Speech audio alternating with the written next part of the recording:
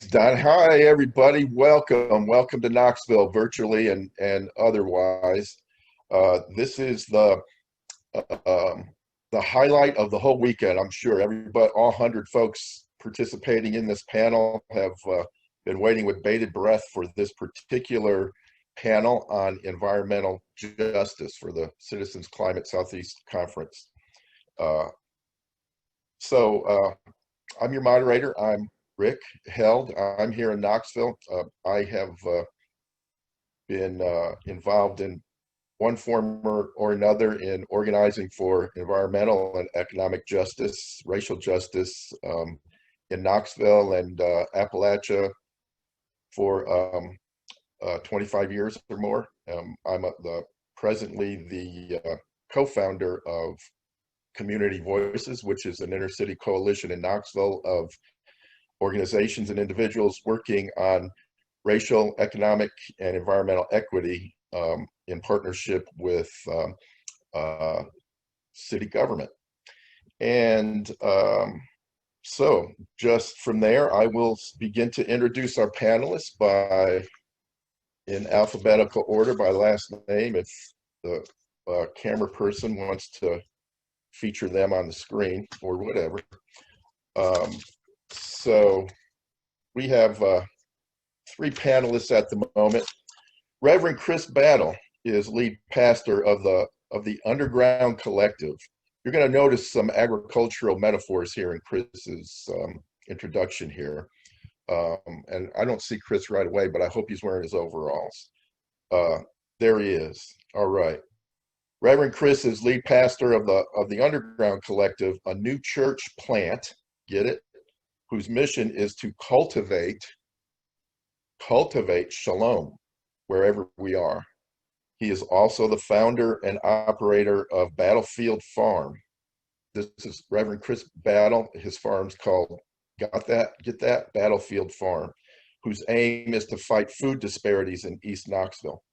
He serves as co-chair of the Knoxville branch of the NAACP Environmental Justice Committee. He's married to Julia Tama Battle, and they have, yes, 18 children. Welcome, it's Chris. 20 now. I'm sorry, Rick. We got 20 right now. Okay, it's been a minute, like last week, right, since I talked. Okay. Literally. So glad to have Chris here. Good to be here. Thank you.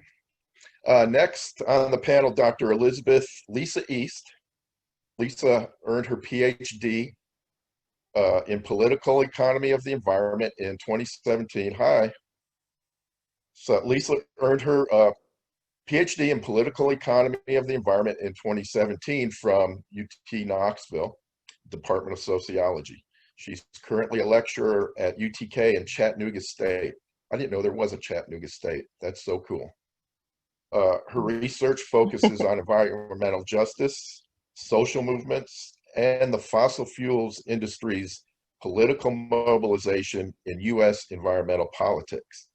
That's Dr. right. East is also a member of local organizations, a very effective member, I should say, of local organizations working to expand democracy and self-determination for marginalized communities in Knoxville.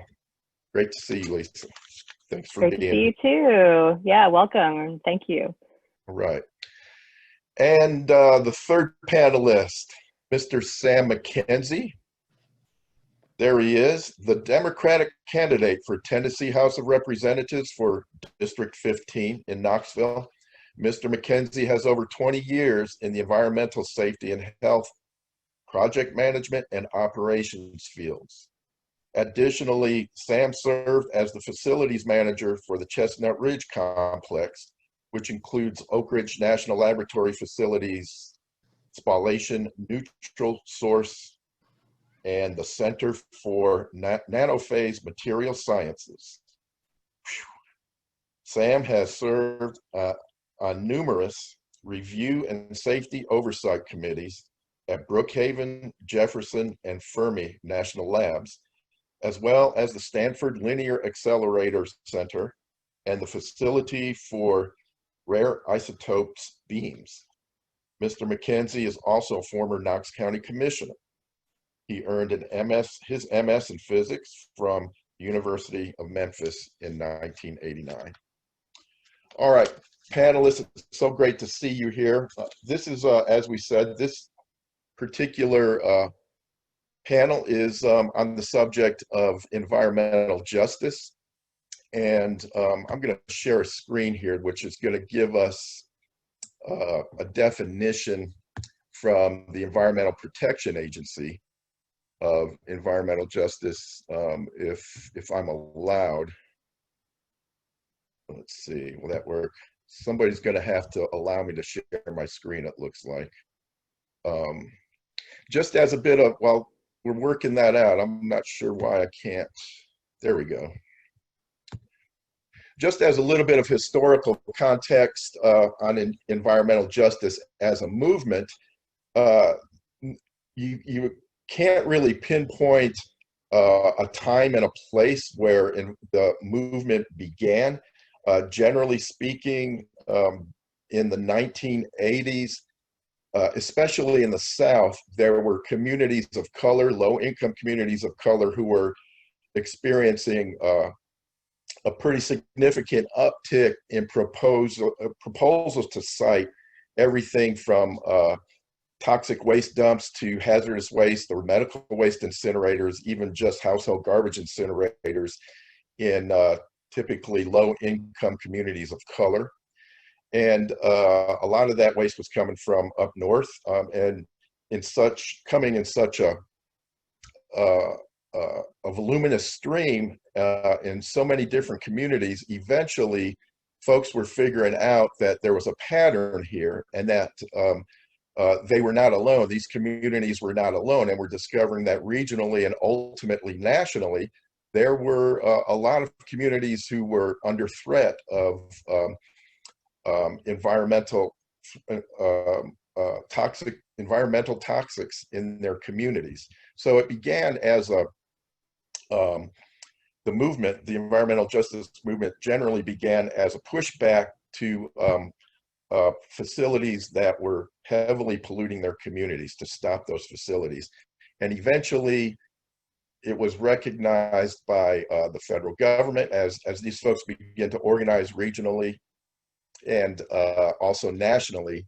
The Environmental Protection Agency eventually institutionalized and actually has an Office of Environmental Justice, and there are actual policy procedures in place that when various facilities are to be cited, they are required before they can get their permits to consider in ways that they had not previously the perspective of these communities. So I'm just going to read this out loud, and then we'll set that up for the panel. This is the EPA's definition out of the early 1990s, actually.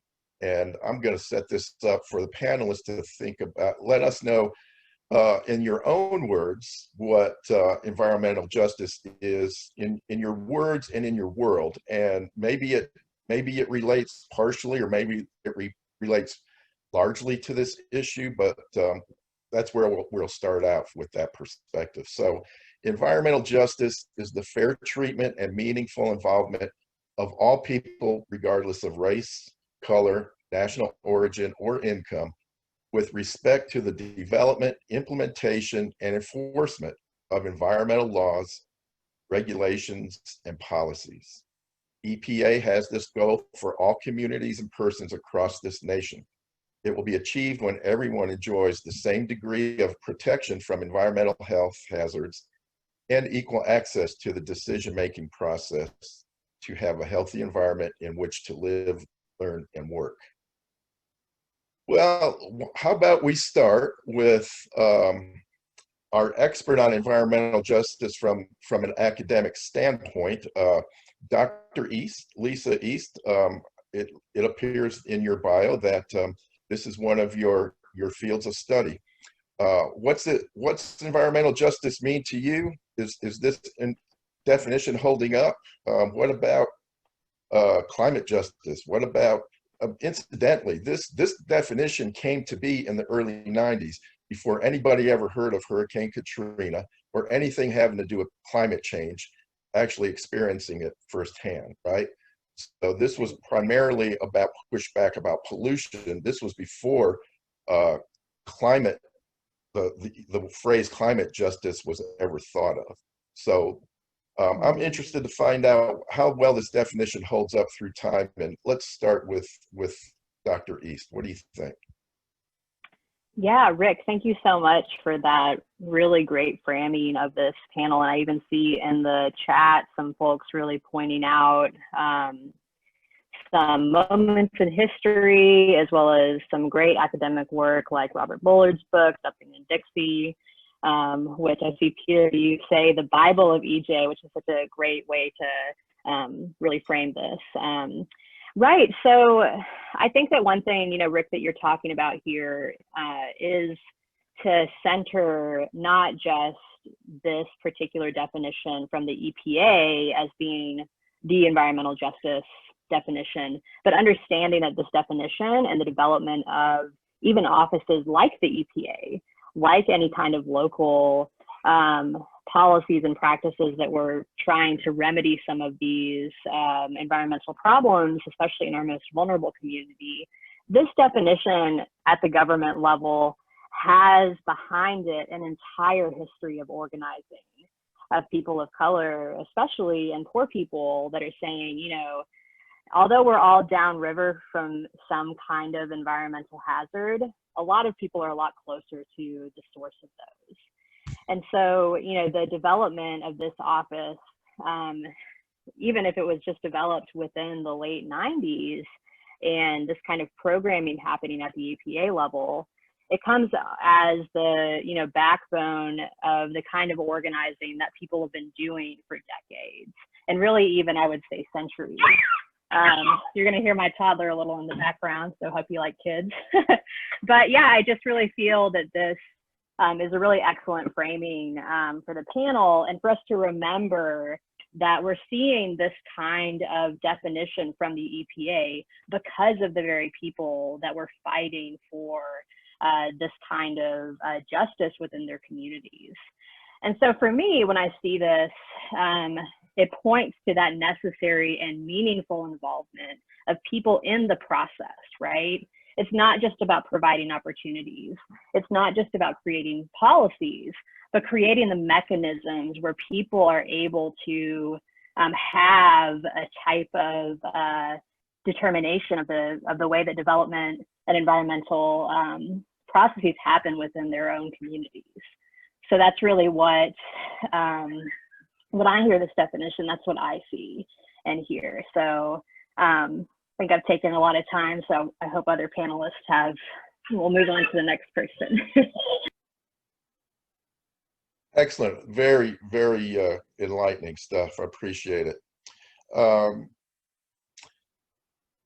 Sam Mckenzie, how does environmental justice intersect with your work at ORNL, or how does it not intersect? And in your own words, in your own world.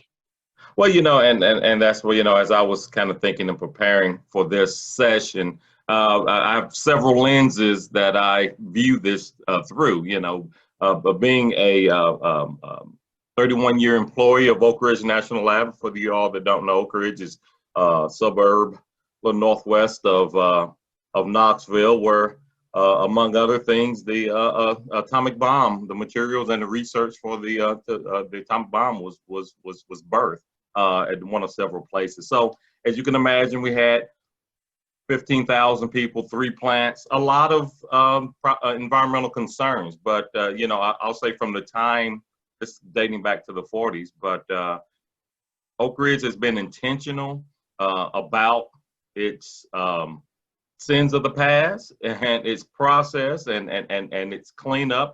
We've spent billions and billions and continue to spend billions and billions of dollars to clean up a facility that's fairly massive.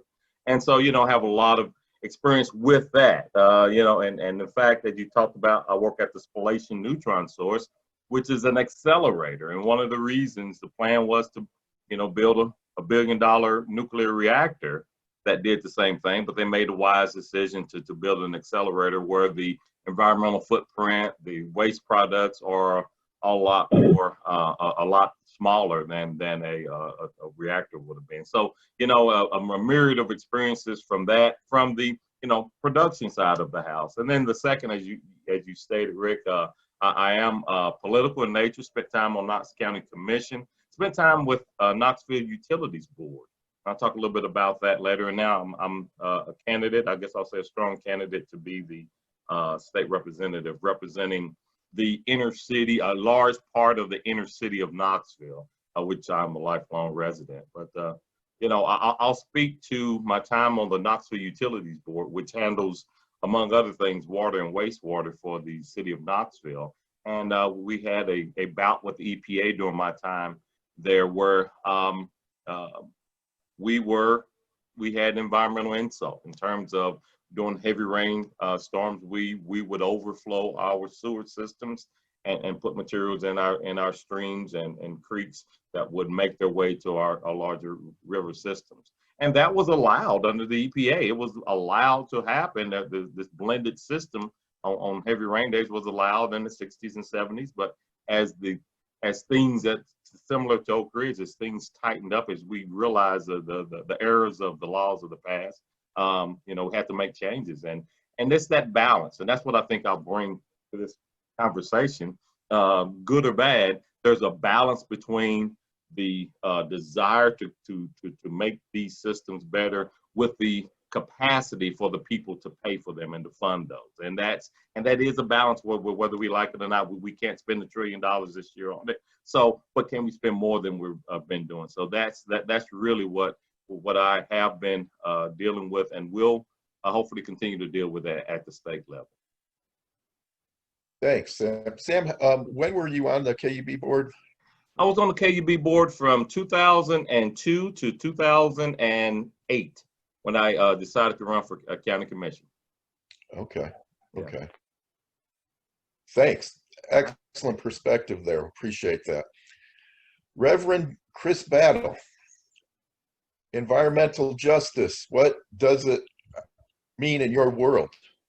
Well, since you keep putting that reverend title on me, I was trying to just be a farmer today, but I can give it maybe a theological perspective, biblical perspective, which, you know, frames my existence.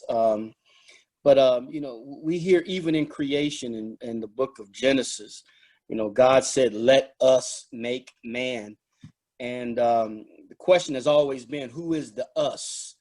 Who is the us? And of course, from a Christian perspective, it's been the Trinity, and a lot of the Jewish perspective, it was suggested that it is the angelic host or what have you.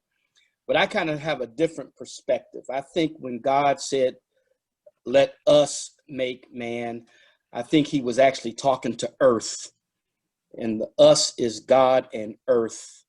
And if he took time, in my perspective, he took time to frame man out of the earth, then man ought to be taking care of the earth. And so that's kind of the perspective I come at it.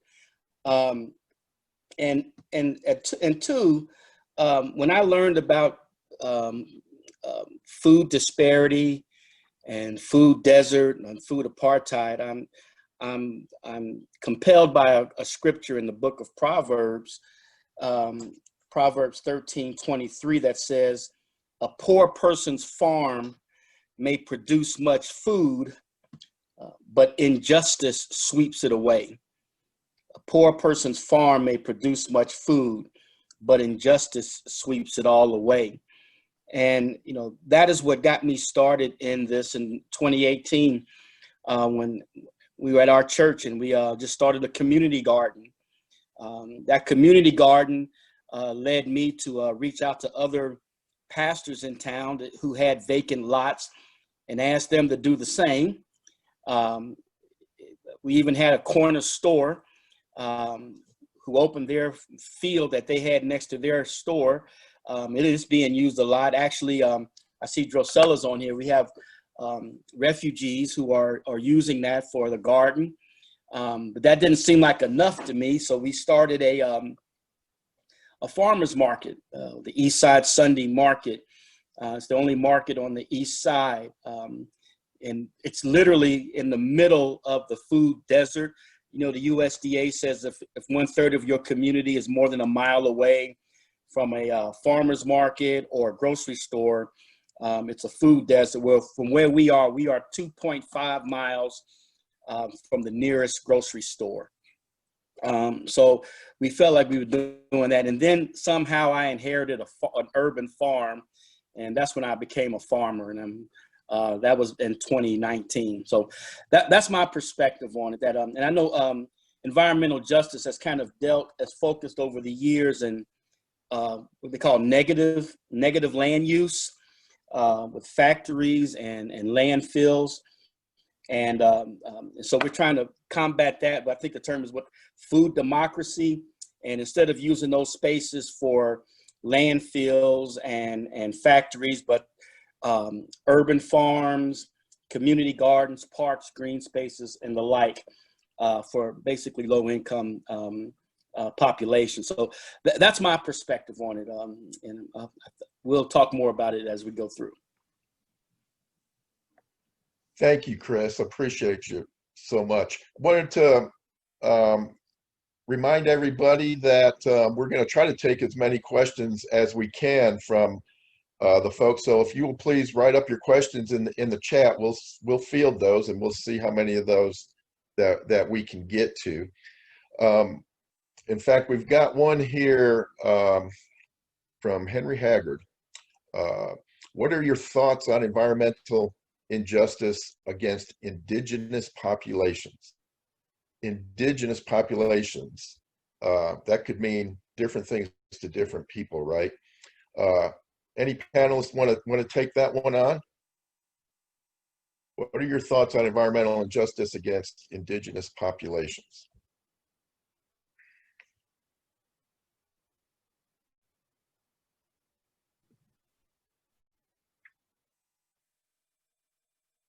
I guess to your point, and I'll jump in just to start the conversation off. I'm gonna take a liberal definition of the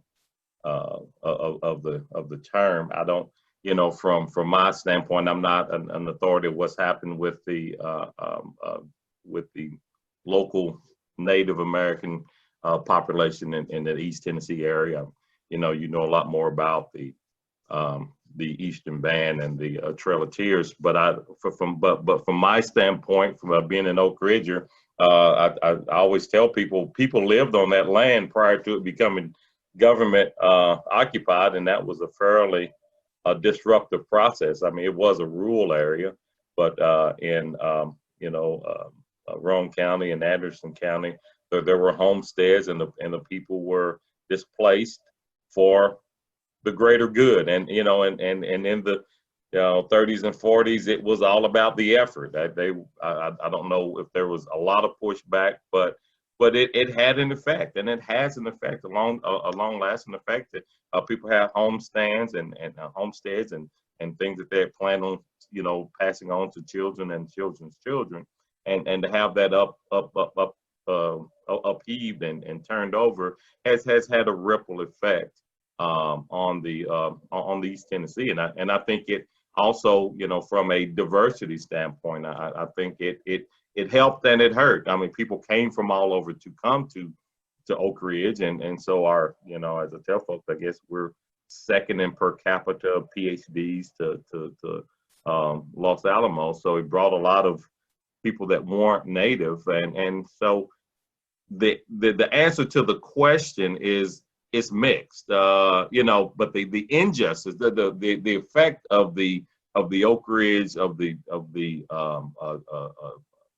Manhattan Project coming to Oak Ridge would be considered by the natives a negative, but it's been an economic driver for the last half century. So I guess it would be, it's a mixed bag. There's a lot of residual fallout from that, but there is a good from the effort as well. It's all about the how. It's how you get it done. So I don't know if that answered the question or not, but it kind of kicks off the conversation since it was quiet. No, perfect timing jumping in there, Sam. Thank you. Thank you. We've actually got a question for Chris Battle. Reverend Battle, what are your thoughts on including gardening programs in elementary to high school programs in urban areas, both to provide food resources to take home and foster environmental stewardship? Yeah, I think that's a wonderful, wonderful idea. I just purchased some land here in Knoxville that we're going to be used for a teaching farm.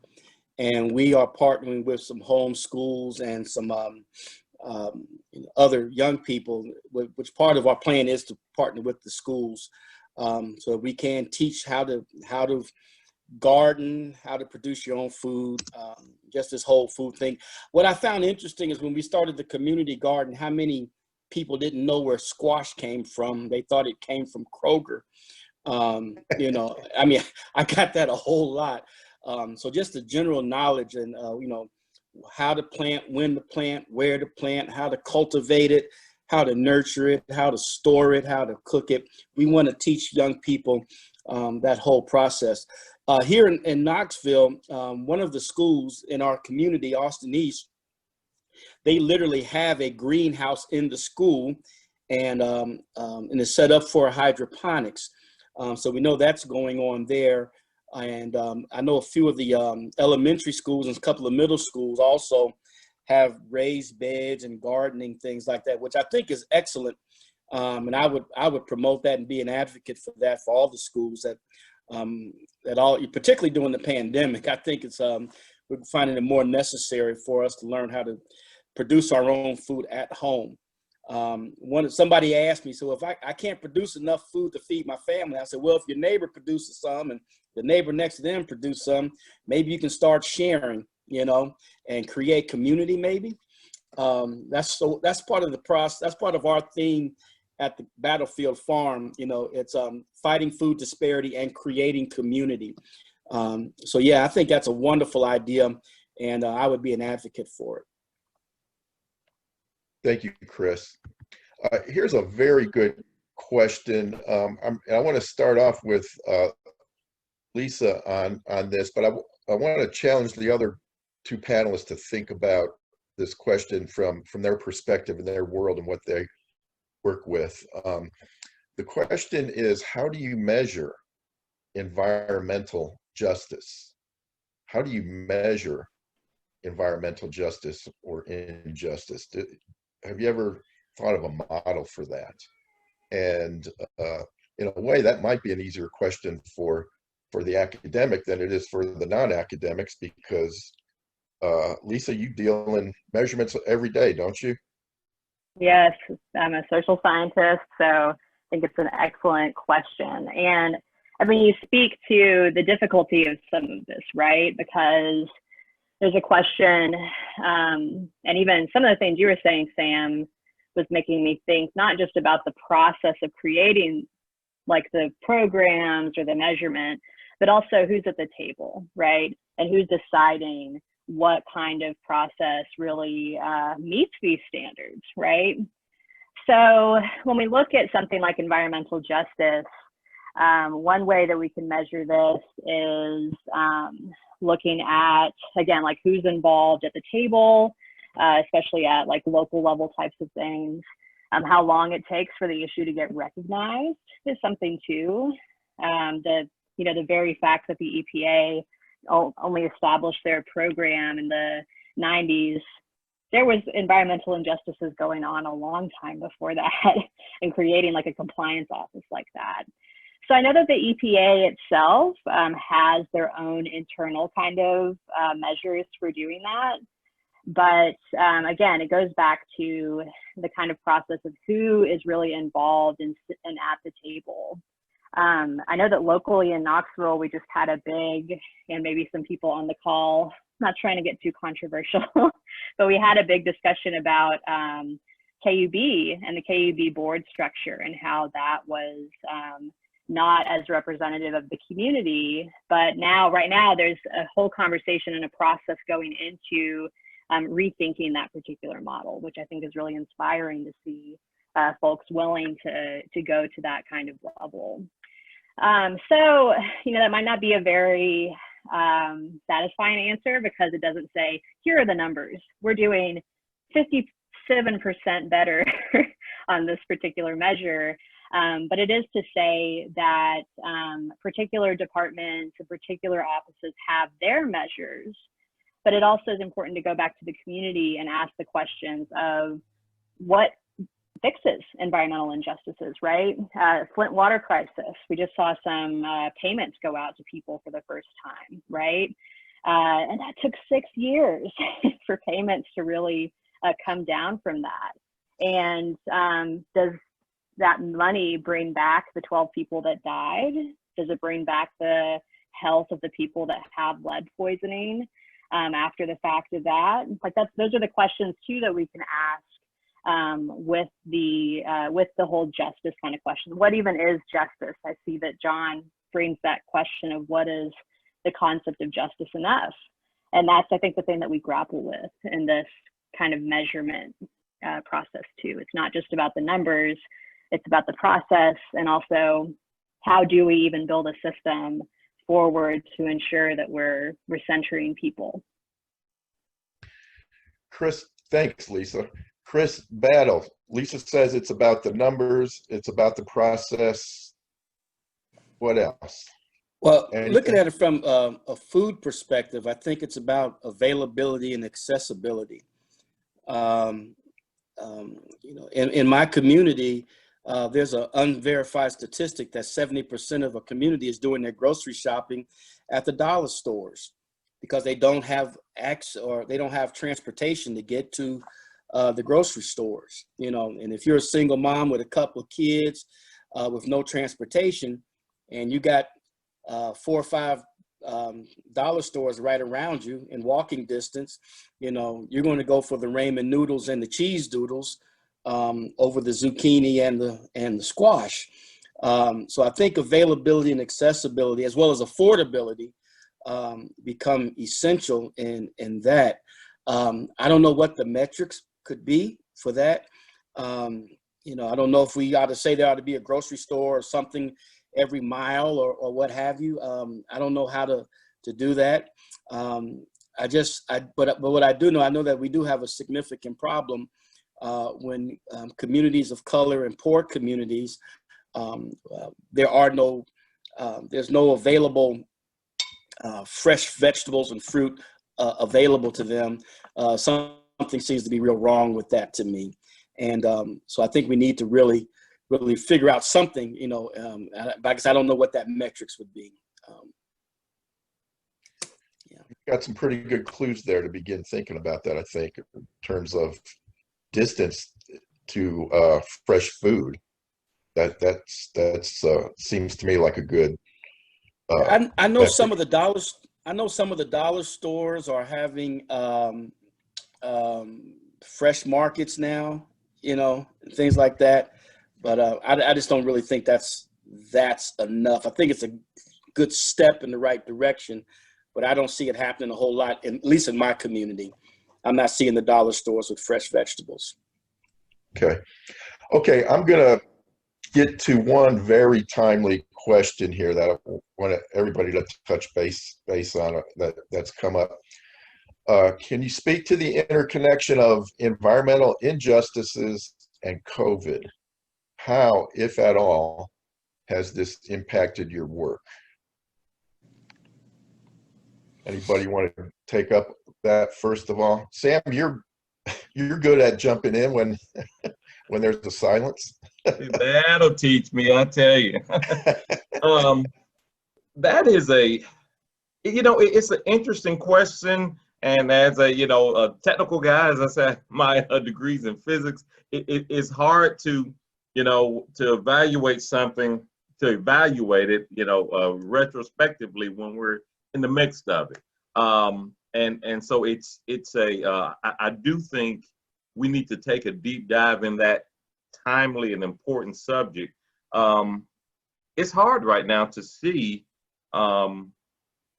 what are all of the implications of it. So some things I do know, from a political standpoint, red states are behaving differently than blue states in terms of moving back into a sense of normalcy, or former normalcy. And I think there's some implications from that. I think there's going to end up being negative implications, and it's going to be the people who are least likely to proactively go visit a doctor or have a COVID test that's going to be impacted. So I do think that there are some negative connotations with COVID and our response to it.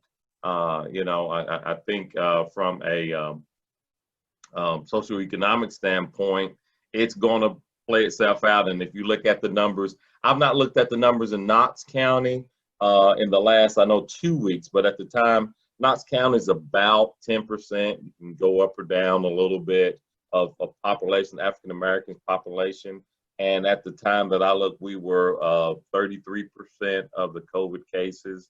So I do think there's some environmental injustices going on. But again, we're in the midst of it, and I don't want to pronounce, conclusive decisions. And I do think we can straighten this curve because it is so new, and we can, and just for Knoxville, I'll commend them at moving the primary testing center closer to the inner city.